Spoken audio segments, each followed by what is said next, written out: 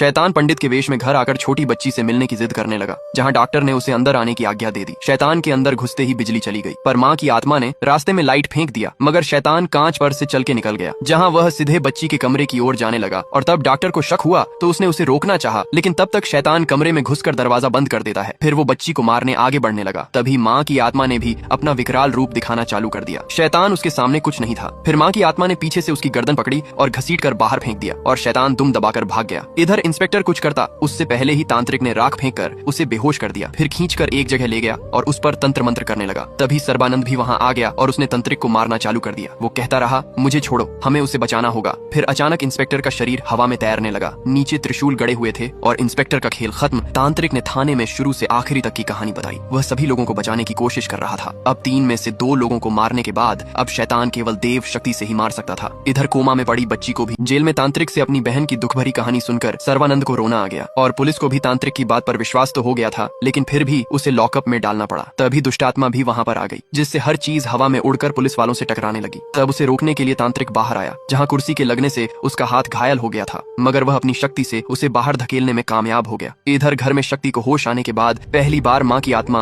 अपने असली रूप में आई। असल में उसी ने अपनी बेटी को ठीक किया, लेकिन डॉक्टर माया के अनुसार अचानक से होश आना एक सामान्य चीज है। शक्ति भी अपने मामा से मिलकर बहुत खुश थी। सर्वानंद ने कहा कि अब से वो उन्हीं के साथ रहेगा। सर्वानंद अपनी बुआ के साथ उस दिन को याद करने लगता है जब सैल्वी अपने पति के साथ पहली बार घर आई थी। सैल्वी ने लव मैरिज की थी और उसके पिता इसके खिलाफ थे। बुआ ने उसे धक्के मारकर वहाँ से भगा दिया था। सर्वानंद को इस बात का बहुत अफसोस था कि उसके बाद वह कभी अपनी बहन से नहीं मिल पाया। जब माया स्कूटी से घर आ रही थी, तभी गेट पर उसकी गाड़ी किसी अदृश्य चीज से टकराकर पीछे चली गई। वह फिर से अंदर आने की कोशिश करने लगी, लेकिन फिर किसी चीज ने उसे पीछे फेंक दिया। आखिर क्यों सेल्वी उसे अंदर नहीं आने दे रही है, देखेंगे नेक्स्ट पार्ट में।